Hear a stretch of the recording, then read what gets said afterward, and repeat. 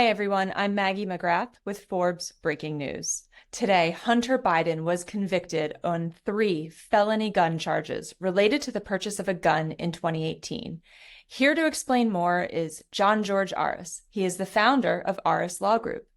Jon-Jorge, thank you so much for joining us. I want to start by asking, are you surprised by today's verdict? I don't think I'm surprised by today's verdict because the evidence in this case was fairly straightforward. It was Hunter Biden having lied on an application to purchase a firearm and then possessing that firearm afterwards. The prosecution's case was pretty clean and pretty straightforward, and the jury only took about 3 hours to deliberate, which is usually a clear sign that the evidence was put in a manner that made a lot of sense. The defense tried to go for sort of an omnibus approach and really narrow what this case was about when it came down to the question on the gun application and whether Hunter Biden at that time was sober or not sober. But it seems like the evidence was overwhelming. I'm not surprised that on the 3 counts, 2 of them being making false statements in the connection with purchasing a firearm, and the third, by illegally possessing the firearm afterwards, that the jury came back with this conviction. Let's just break down these 3 convictions. What exactly do they mean? And what exactly are the convictions? So the conviction, the first one is making a false statement in regards to a question on an application, whether or not at the time of the purchase of the firearm, Hunter Biden was addicted or on any drugs at that time. So that was the first 2 counts are connected. They're both false statements in connection with purchasing the gun. So it's the transaction record, and then it's the false statement itself. Those are the first 2. And then the third is just simply then illegally possessing that firearm by virtue of having lied on this application and therefore obtaining it illegally. Because at the time, the testimony and the evidence came out of the case that Hunter Biden was suffering from a drug addiction during that time. Now, will Hunter Biden appeal these charges? I believe his counsel will. We're in a very interesting territory with this case. And the charges in this case are not, I wouldn't say they're very typical. I would say that they're somewhat unique, that this case was brought and went down this road leading to this conviction. But underlying all of this is a Second Amendment issue. And whether the Second Amendment, the right to bear arms, can be invoked in this situation. And the argument, one of the arguments, or I should say the main argument, is that an individual that is potentially suffering from a drug addiction may still be able to invoke the Second Amendment and say, this is disparate and unequal treatment of me, a potential drug addict, and I should still be allowed to purchase a firearm. So it is setting up an appeal. The Supreme Court has not heard this issue, and I believe this case will proceed forward, and I believe that Hunter Biden's counsel will go down that road, and it's very possible this could end up at some point before the Supreme Court. So just to emphasize what you just said, Hunter Biden could appeal using the Second Amendment, and that appeal could go all the way to the Supreme Court? That's correct. Yeah, this is an issue that has not been decided by the Supreme Court. Something to compare it to would be an individual that may be suffering from mental illness, right? Can they invoke the Second Amendment to purchase a firearm? It's somewhat in the same world, and there's arguments to be made that the Second Amendment has its strengths, and this could lead to a point that strengthens gun laws, provided what the Supreme Court comes down ultimately with their decision regarding the Second Amendment. So yes, this could end up before the Supreme Court. I mean, it's interesting if you think about it, someone who has been diagnosed with a mental health disorder, they still have the right to the First Amendment, free speech. So you can kind of maybe start to see the legal framework that could be used in a case at the Supreme Court. The Constitution is strong. The amendments are strong. People have individual rights and liberties. and those are protected by the Constitution. So these are the foundation, and you laid it out correctly. It's the foundation for these types of arguments to proceed forward. It's just politically interesting because what you're describing almost sounds like it sets up a situation for the son of a president to strengthen the Second Amendment when that president himself wants to tighten gun laws. Is that a fair summation of where we are politically? I think broadly that's accurate. The president has been clear about wanting to tighten gun laws and to restrict certain rights to purchasing firearms. This case is a piece of that, a portion of it that could add itself to strengthening gun laws or the liberty and the individual right to purchase a firearm. So it is an interesting juxtaposition that's been set up between the two. I'm sure, obviously, on a personal level, I'm sure that the president and the first lady are upset about this decision. And I do think that there's a level of empathy that everyone can have for Hunter Biden having suffered through a drug addiction and being in this position. It's the president has the personal relationship, but also politically, it is an issue in some regards that his son may be now pursuing an appeal that is in direct opposition to the policies of what the White House wants to put forward when it comes to gun rights. Now, Hunter may appeal. We don't yet know. What is the potential punishment here? Is he facing jail time? Yes. Now, the federal sentencing guidelines are pretty high, meaning that the amount of time that he can spend in jail, I believe, is up to 25 years. So it's a lengthy period. I think that that's unlikely that he would end up spending 25 years in prison. What's going to end up happening is it's unlikely the judge would sentence him today. In 2 to 3 months, a sentencing hearing will be scheduled, and there's a lot of work to do in between those time periods.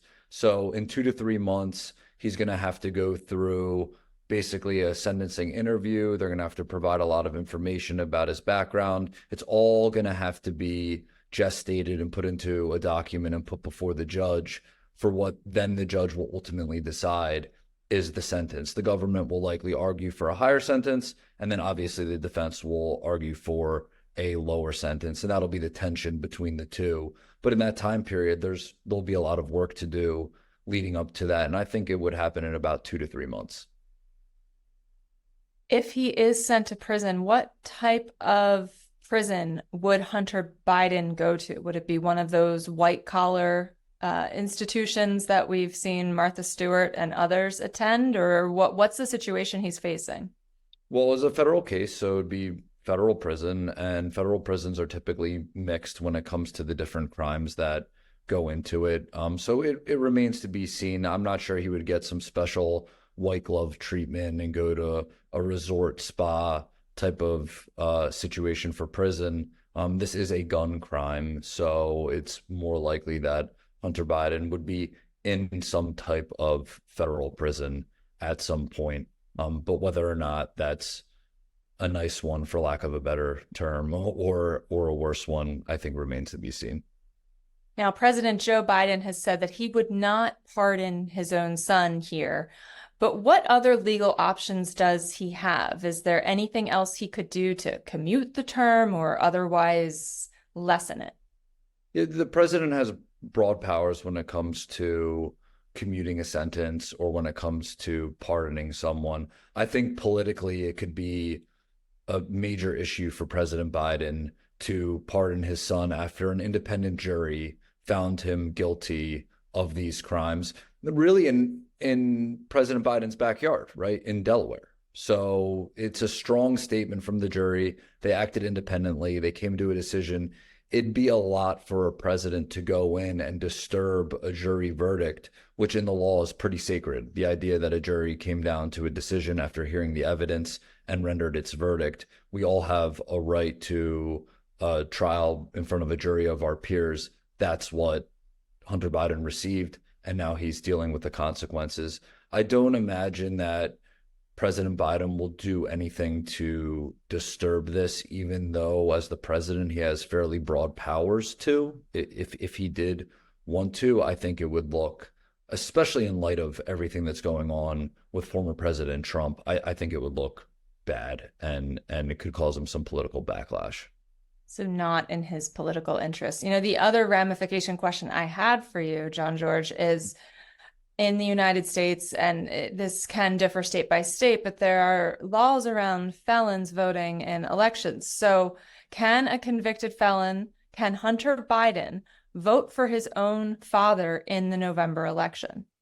Traditionally, the laws have been pretty clear that felons can't vote in the general election. However, on a state by state basis, there are exceptions that are cropping up, over time, or there's ways if someone has been rehabilitated or has made some showing, or there's been a certain passage of time, a lengthy period of time from when someone was convicted as a felon. Maybe there's a process for them to expunge their criminal record or do something to get them that eligibility back. Over the years, there's been more openness to having someone that may have been convicted as a felon come back and be able to vote. But this is such a short period of time. The conviction just happened. We have a general election in November. I think it's unlikely that he would be able to vote for his father in this election. And I also think he's probably going to be more focused on other issues, which are whether or not he's going to be going to jail, whether or not he's going to have a successful appeal. And Hunter Biden has another case in California related to tax fraud charges that is pending. So I don't think that it's going to be at the top of his priority list, and I think it's unlikely that he would be able to vote in this general election, given this conviction. I'm glad you mentioned the tax case. He faces 9 federal tax charges in California. Does today's verdict affect that case at all? Today's verdict doesn't affect that case, but I think it's worthwhile to sort of look back at why we've ended up at this point where we had the gun case in Delaware, and now we have the tax charges filed in California. By way of background, there was an agreement with the prosecutors that would have settled out these issues, both the tax charge and the gun charges, together. The judge in Delaware rejected that agreement straight up because the judge in Delaware said this seems to provide broad immunity for Hunter Biden, not only for alleged past crimes, but potentially future crimes. And you need to come to the prosecution and the defense needs to come to a more clear deal. I'm not willing to rubber stamp this. That moment galvanized a complete change for Hunter Biden's legal landscape. He then faced the gun charges in Delaware, and then the tax charges were removed and separately filed in California. So that's why we're here today. The verdict they're independent cases. It doesn't affect anything. It's just more trial and more potential jail time for Hunter Biden in California. So today is effectively not the end of Hunter Biden's legal saga, is what you're saying? It is not. In many ways, he obviously would have liked to get not guilty verdict and put this case to bed, but now he needs to go through an appeal process. He needs to work really hard on trying to get the lowest possible sentence that he can, through his attorneys, and then turn his attention to the tax case. Maybe this galvanizes him and his counsel to work with the prosecution in that case and try to come to a plea agreement there. If he does think that jail time's going to happen in the gun case, then maybe he just figures try to find a way to wrap this matter all up at once. It's so, fresh and new right now that the attorneys are going to have to go back and really strategize and look at everything broadly before they go ahead and advise Hunter going forward. We've covered a lot of ground, but Jon-Jorge, I want to ask, is there anything else that you're looking at as an attorney with this case that the Forbes audience should know about? I think the environment that we're in right now, especially with the prosecution of former President Trump in New York, and now we have the prosecution of Hunter Biden, we're in people keep saying this over and over again, we're in an unprecedented time. We are. It's a 2024 election where there's a lot of upheaval and serious criminal charges being brought against the former president and then people that are closely tied to the current president.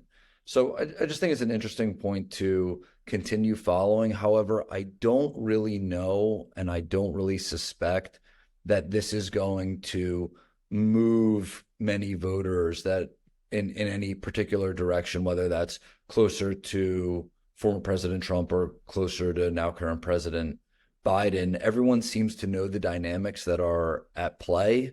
And even in light of these convictions, I think that people that are loyal to the former president or the current president will continue going down that road, even as these legal cases keep unfolding step by step. For better, for worse. Jon-Jorge Aras, thank you so much for sharing your insight with us today. We really appreciate it. Thank you, Maggie. I appreciate it.